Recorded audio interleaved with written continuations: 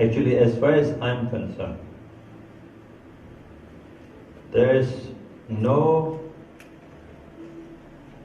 sincere Buddhist unless you are Buddha. So I'm very much like you. So I'm no different from you. I try to survive and you try to survive. So we both are same in that way. So now, what is business anyway? What is business? Business to me means trying to handle something. And what is practice? What is Buddhist practice anyway? For me, the Buddhist practice is trying to handle it perfectly.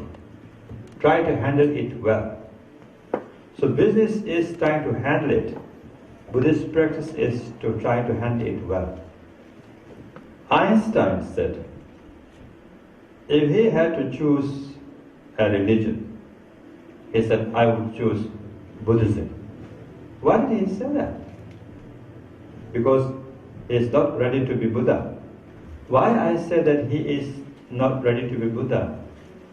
Because he is applying his conceptualization, thinking that if I want to be perfect, I want to be like a Buddha. That's what he was saying. So, until we become Buddha, we are not going to be able to handle perfect. And gentleman just said, you are not sincere Buddhist practitioner. That's your feeling. However, you are as sincere as anybody can get. You want to live your life meaningfully. To want to live life meaningfully is indeed sincere Buddhist practitioner. To follow a sincere Buddhist practice doesn't need to dress like me. Maybe being the way you are is even more beautiful because you can be right there in that place and try to perfect your skill. Being able to go through all the things that is hindering you to live your life perfect, and still you're able to perfect yourself in that field is a great opportunity. So therefore, you are as Buddhist as I am. This is what I want to say. To be Buddhist is to follow Buddha and try to be like Buddha. To try to be like Buddha is to try to be the best person that he or she can be, is most enlightened that he or she can be. So there is no one, no human being as far as I'm concerned, who is not interested in being the best that they can be. Even the butcher is still trying to be best he or she can be. Fortunately or unfortunately, he or she is surviving with that profession. That doesn't mean that that person is not worthy of awakening, given the opportunity. Therefore, it is very important for Buddhists, if there is such thing as Buddhism, to respect humanity as a whole. Whoever is able to respect humanity and see the goodness in each and everyone is indeed Buddhist or better than Buddhist. I believe in compassion in action. So, business leaders should be able to turn your office into your shrine. That's your temple. There in your office, you have possibility to attain complete contentment. So, luckily we have means to educate and instruct way to participate in a spiritual journey by being wherever you are. In that office, on that very desk, you can find Buddha in you. You can find enlightenment in yourself. These days, some religious fanatics seem to think that being in the temple of some gods and some deities are more clean, better person than those who are in business and offices and dealing and making deals. But to me, that kind of heavy-handed approach shows that there is inability in those religious fanatics and believers. In reality, you can only judge the tiger by looking from outside. You can never judge human being from seeing how they appear outside. Only their mind can define who they are. If that person has a pure mind, the person has honest way of looking at his or her life, this person is hidden inside and nobody will be able to see. Most humble people on the earth, most thoughtful people on the earth are never willing to show who they are inside. Only those who are insecure pretend that they are great and greater than others. So sometimes it is dangerous today, this day and age, when you see so many fanatics around the world are influencing people in a very negative way. Instead of helping them to survive in a meaningful way, bringing them to hell through their own fanatic beliefs. So it is something that we should think about and try to change if we can. I believe in humanity. I believe in the goodness of humanity. So therefore, there is a way for us to apply intelligence and common sense to understand something that is beyond words. So in this experiential lineage that I try to practice, we have many secret means to apply and techniques to apply in our daily lives. So hopefully we will be able to dwell on those things much deeper as we have more time in the future.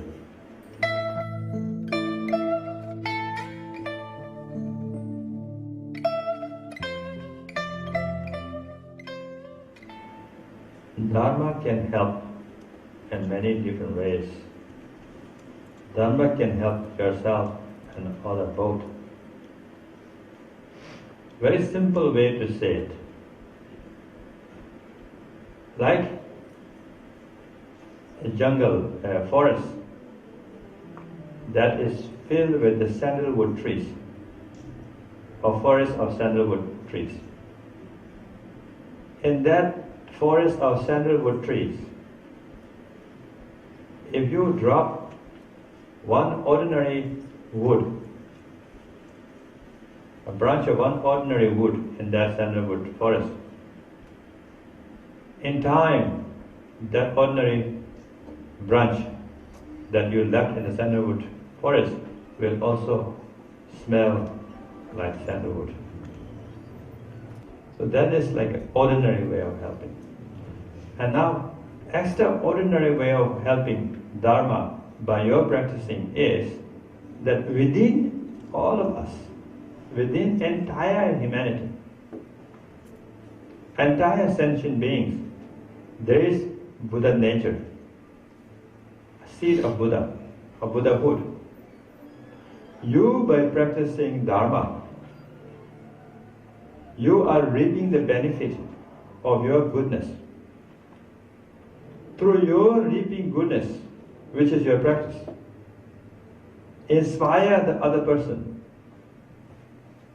to look within oneself to find exact Buddha nature that you have found through practicing Dharma. So when you are practicing Dharma, for instance, first of the practice is generosity. When you are generous in every sense, and you are generous so perfectly that your generosity does not have any agenda, and this person also benefit from that generosity from you, that you are so generous without any agenda. That generosity without agenda from you inspire the other person to behave in that way and try to be generous in that way. So that is also influencing them and benefiting them. So when you're practicing Dharma, for instance, you develop patience. When you develop patience and relating to these other people, and these other people, no matter how angry they get, you do not find any reason to respond to them in a negative way because you are practicing patience. So you help them dissolve their anger. They will find no place to throw their anger, express their anger, or make sense out of anger. So therefore, you help them free themselves from that aggressive energy. So that is also another way of helping others through your practice. So when you practice Dharma, you embody love and compassion. Then you share your love and compassion to others. You embrace them with your love and compassion. Therefore, those person feels warmth from you and find security in you and find blessing from you. So this is also another way of you benefiting other through your practice. So there's endless way that practicing Dharma will benefit you and other. So practicing Dharma is the most sublime way of living. His spiritual way is perfect way of living.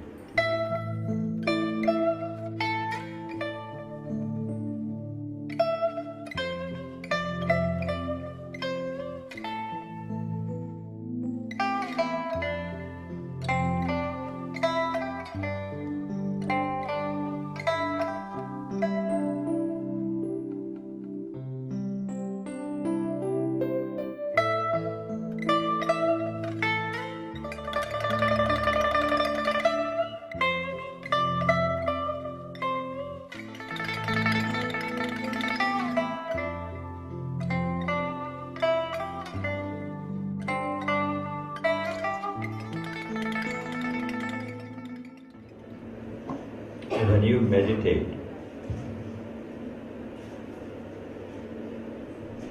and remaining in the natural state, which is voidness, inseparable with energy, is the most important thing. Voidness, because there is no conditional self as such can be identified. Energy, because there is unobstructedness that flows without any identity. Pure energy that flows. So, dwelling in that pure energy, unobstructedly flowing, without anyone as such identifying with it, is known as mindfulness. So like that energy comes, the energy like a candle light rays that comes unobstructedly. However, that energy cannot be identified as anything solid.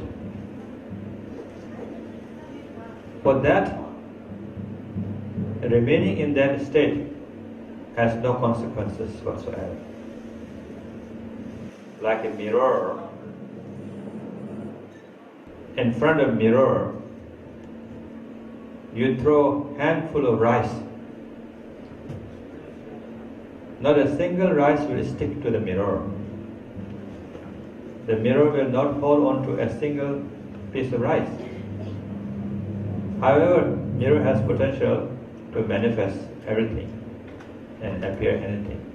So you have this potential in this emptiness, avoidness, to manifest everything. However, whatever is manifesting, the nature of itself is emptiness. Therefore, this, whatever manifesting has no place to stay. It just comes and goes. So maintaining that awareness is meditation. Maintaining that mindfulness is meditation. By maintaining that, you are free from consequences. You achieve the liberation from everything.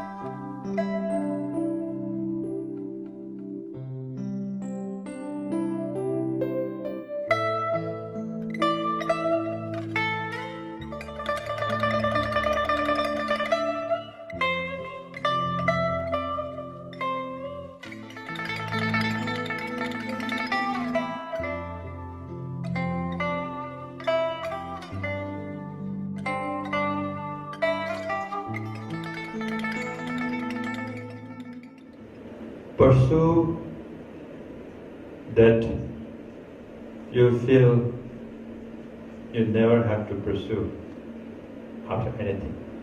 Pursue that you feel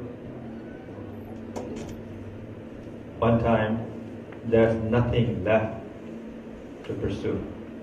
But by pursuing, you find that there's nothing left to pursue other than just breathe freely with a total naturalness. Pursue in such a way that whether you pursue or not pursue, either way is comfortable for you.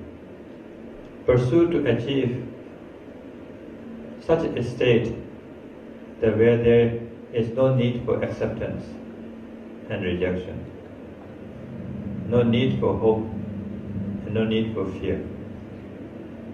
That is absolute pursuit. But that absolute pursuit cannot be accomplished by effort. Try to get the blessing to accomplish this effortlessly from the teacher.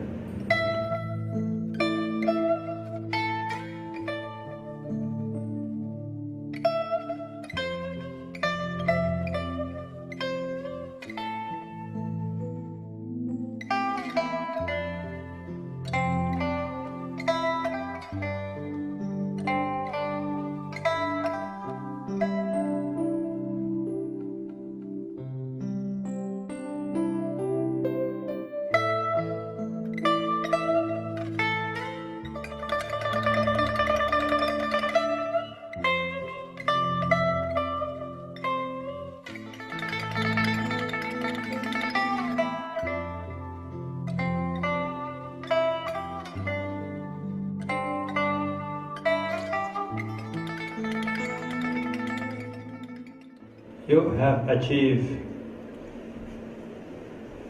the realization that you have to free yourself from confusion. So that's a great achievement.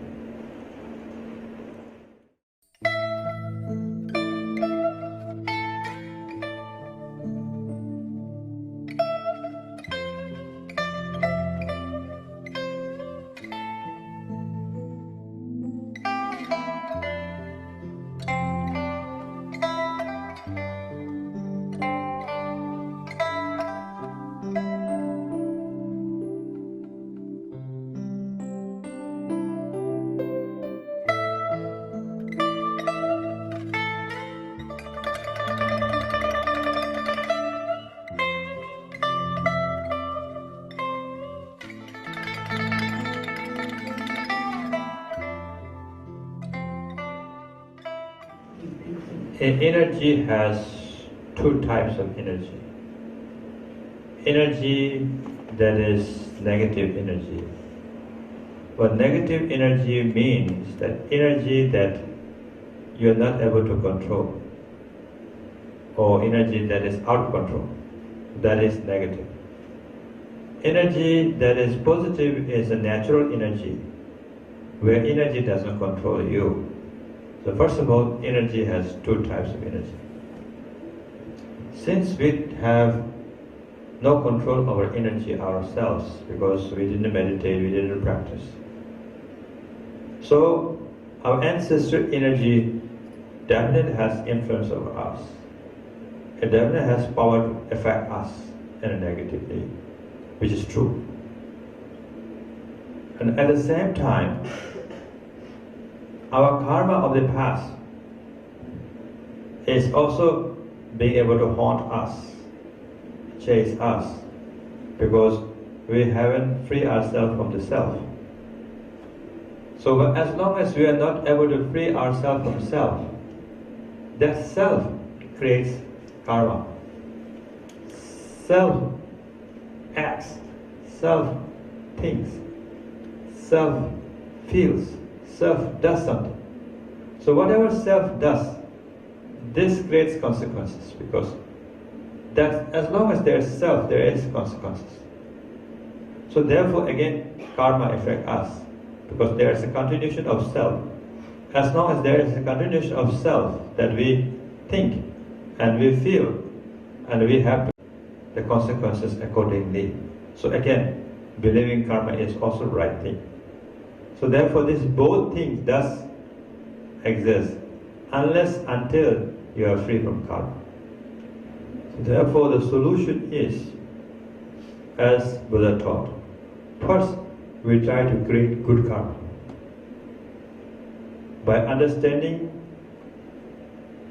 the cause and effect, nature of everything, by believing in the cause and effect, we pursue after good karma through generosity, through patience, through diligence, through meditation, through compassion, through love. So we create good karma. So that is one way. And then secondly, we free ourselves from karma. Meaning, no matter what action, no matter what is going on, we are able to naturally integrate into that 100%, so that there is no residual effect, where there is no self to claim any part of it.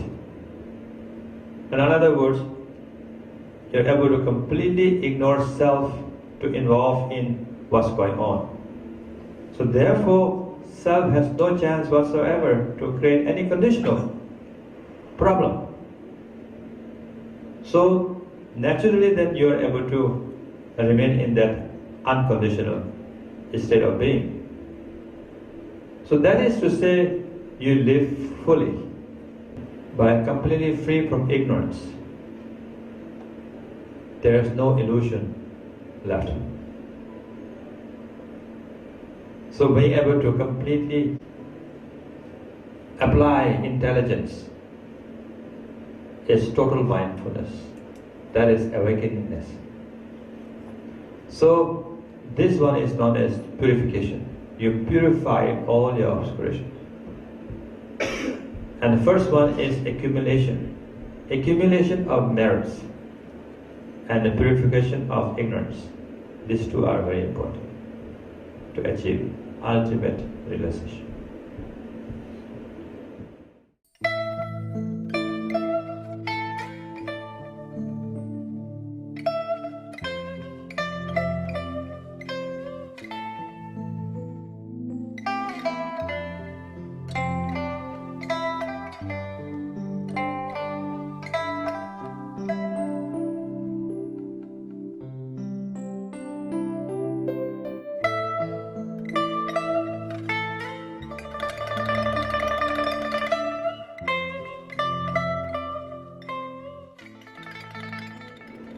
Being clever or being smart is to be able to figure out something that you need for yourself, your selfish needs, or your conditional needs. Whatever things that you're able to figure it out, that is kind of like smart, you know. Why that is clever? Because that smartness uses mind, that smartness uses thoughts, that smartness uses concept, and that smartness uses speech, that smartness uses feeling, that smartness uses taste. So you're not able to go beyond these conditional things. Therefore I call it smart or clever. So intelligence and wisdoms, they are similar. Here intelligence is to be able to realize the nature of no self, where intelligence is able to maintain unconditional state of our being, whereupon nothing conditioned can affect the person or being in realizing it. So that person who is illiterate does not need to use his literacy skill to find out this unconditional state, because this unconditional state cannot be figured out by conditional mind or conditional thought. Through conditional mind and conditional thought, you free yourself from illiteration, right? However, that doesn't mean that through conditional thoughts and conditional study can realize unconditional nature. So Zen patriarch, who is able to achieve the highest realization, is able to apply that natural way of being. When he was in that natural way of being, there is no need for any literacy to perfect or learn anything.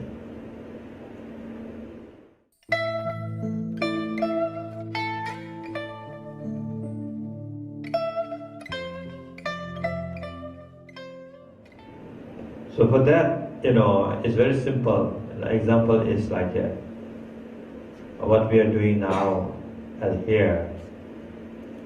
And then in the evening when we go to bed, we sleep, and there is this, everything that is happening here, you will be experiencing in one way or other. Sometimes very vividly it comes in a dream, sometimes in a very subtle way it comes in. Sometimes it indicates something that you have done. Nothing obviously clear, but there is indication. But then again, next moment you get up and you're again able to go on like today. So there is this continuation. So death is like that sleep, at night. In the sleep is a small death in a way, because bigger death is when we physically, this form disappears. So I think there is that consciousness that carries on as long as you are not free from karma, because karma affects you in that way, and karma rides on that consciousness. So I think this is what the continuation of soul, it seems to us.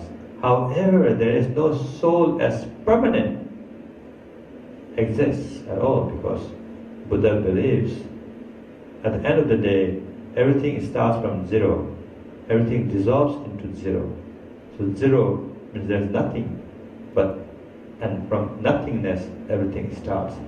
So it's like a very, very interesting to see that there's no solid, concrete, something conditional that can exist by itself, independently.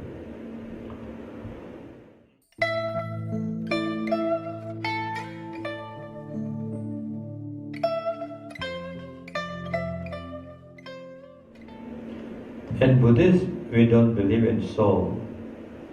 We feel that there is no self, so there is no soul. So mind is one thing, body is one thing. Because we believe that everything is created by mind. A mind as it exists when our true nature is not able to integrate into its potential 100%, so it becomes mind. So meaning what you think, thoughts are the mind, so a mind's power. So the thought, where does the thought exist? Thought doesn't exist by itself. Thoughts are like a bubble in the water. It seems to exist. It comes out. But as long as you don't touch it, as long as you don't disturb, as long as you don't try to make out of it anything, that bubble dissolves automatically. Bubble has no place. So similarly, mind has emptiness nature. Mind doesn't have a solid nature, that is soul. So therefore, in Buddhist belief, there is a Buddha nature, which is meaning realizing that bubble doesn't exist by itself, is the nature where bubble comes from water. Right? Similarly, that is the quality that we need to realize in everything. When we realize that quality in everything, nothing can create consequences for us to suffer. So, if you're enjoying a beautiful flower, as you see the beauty of this flower,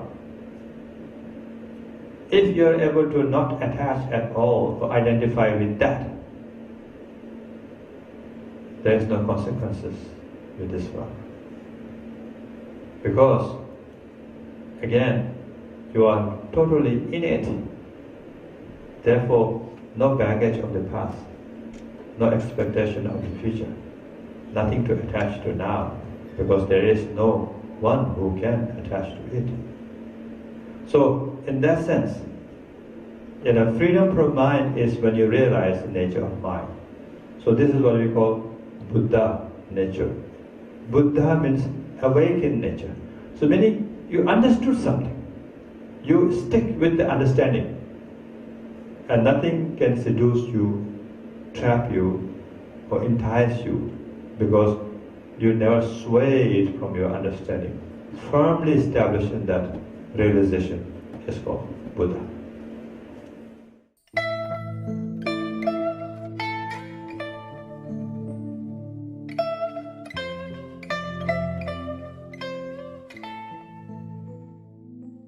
There is no soul, but there is consciousness.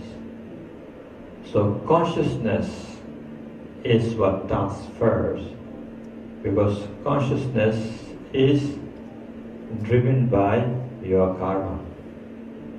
So consciousness is based on the karma. So as long as there is karma, there is consciousness.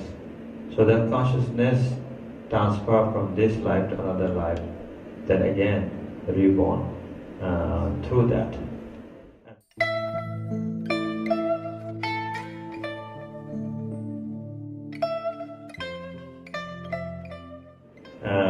To dying people, the best thing for us to do is try to help them and make sure they don't fear the death. Whatever form or fashion, whatever you can do, try to help them that they don't get afraid of the death. That's very, very important.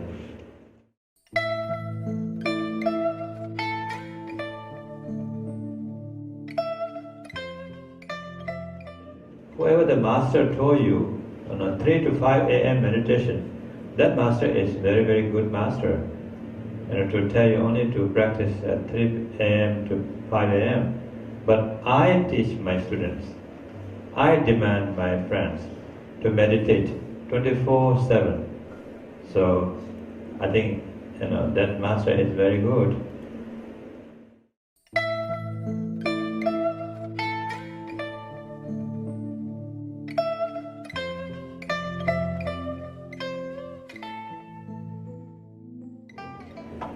It's like going out of light, or it's like a candle dying. if you think of it that way, that is very fatalistic point of view. So we don't believe that is a responsible way to think of life.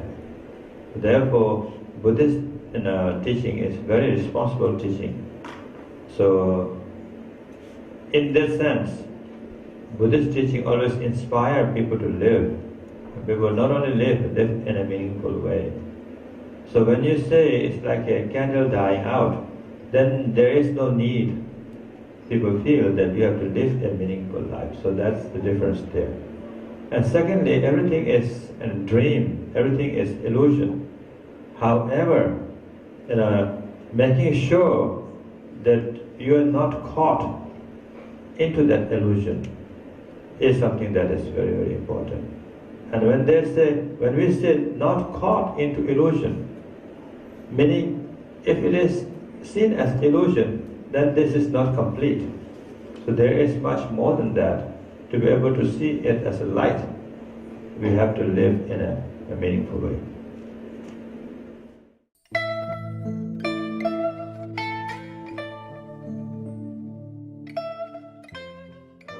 By realizing your true nature is not conditioned.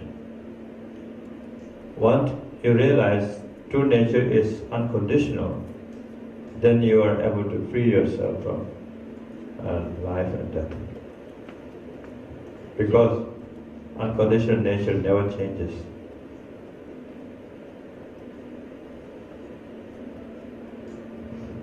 Life and death is there's a change.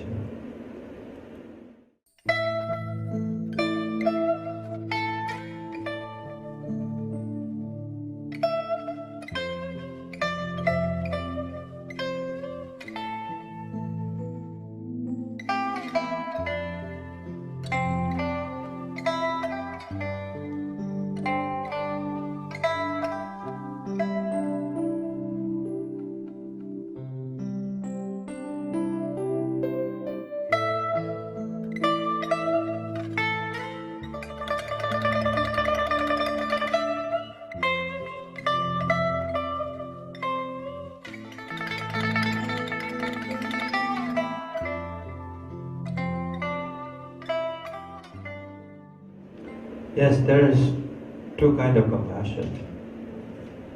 One is genuine compassion, one is stupid compassion. So you have to apply genuine compassion, not a stupid compassion. Which is to say that in genuine compassion, there is no agenda. There is no agenda even to be sweet. So it's sort of like a ruthless, very cutting, sharp, but like you throw knife in the water. When you throw knife in the water, just cut right there, and right after there is no trace that you have thrown knife in the water. In that way, you have to apply your compassion to your children as well as your company workers. This is what is very important.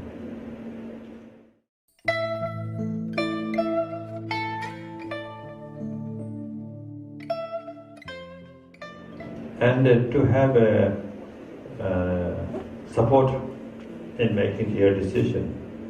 And the best support is the Guru's blessing. And getting advice from the teacher is very, very effective. Because many friends of mine all around the world, they call me quite often when they have a major decision to make. So I explain to them and make it very clear for them to make decision. So that kind of help is very, very important. But any other help, like a magician's type of help and astrologer type of help, is kind of dangerous because they can fail you very badly, and there is no reason, there's no real wisdom in it. So you have to be very, very careful in that way.